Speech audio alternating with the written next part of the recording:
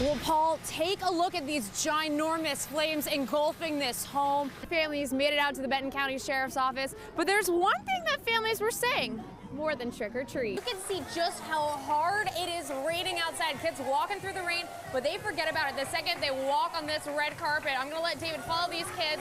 And a sheriff injured in the manhunt for Lewis Shores reaching out on Facebook. Logan County Sheriff Boyd Hicks was attacked by Shores during a foot chase. And in the River Valley, a murder suspect is still on the loose. I want to show you just how many mementos have been left here. This is at the Ride the Ducks office in Branson. You can see flowers, teddy bears, even notes of love and prayer. Just hours after the royal wedding, bridal stores across the country are doing their part to make each bride a princess. And one local county looking at ways to make it easier for you to vote come Election Day. Dozens of people rally at the Oklahoma State Capitol with this message: don't punish pain. Elizabeth, we obviously want people to call, but if people can't make it to their phones, there's another way that they can donate. Our cities are getting the holiday spirit. Look at how beautiful these lights are. Fayetteville lit up its square last night at Light of the Ozarks, and today Bentonville will do the same. Right after that elementary school was placed on a lockdown, I spoke with parents of Elm Tree Elementary School students, and they say even though their students are young, the time to start a conversation is now. When my kids got in the car that day, they were already talking about it before they had their seatbelts on. So they knew exactly what happened. They knew that it wasn't a drill. Sarah Wilson is like any Bentonville mother. She worries about the safety of her children, Emma and Olivia, especially after hearing of a second lockdown in the district.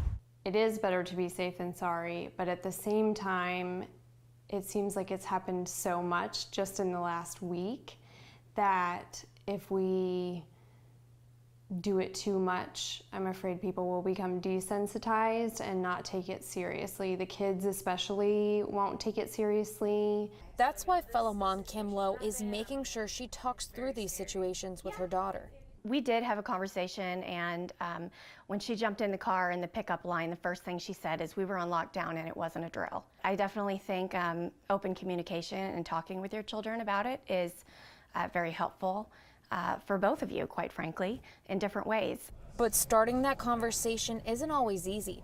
Dr. Alex Dopp at the University of Arkansas says the discussions you have with your children will be different depending on the situation. This would be individualized to the fact that caregivers know their child best. They know what would be typical for them and if something has really affected them strongly. And so this isn't blanket advice. You know, how seriously you take it would depend on what actually happened in the situation at school and how much it seems like it's affecting the child.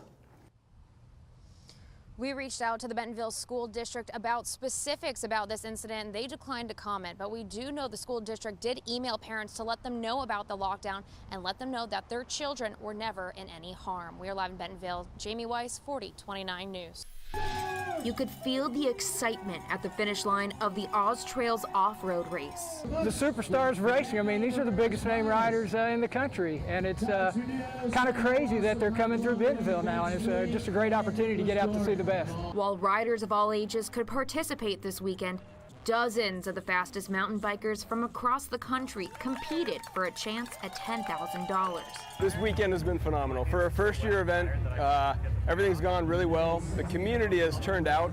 There's just such a strong mountain bike community in this region, so it's fun to be a part of it for us. Being the first year, it's hard to know exactly what to expect, but it's reasonable to think that we'll raise somewhere around $20,000 through the event.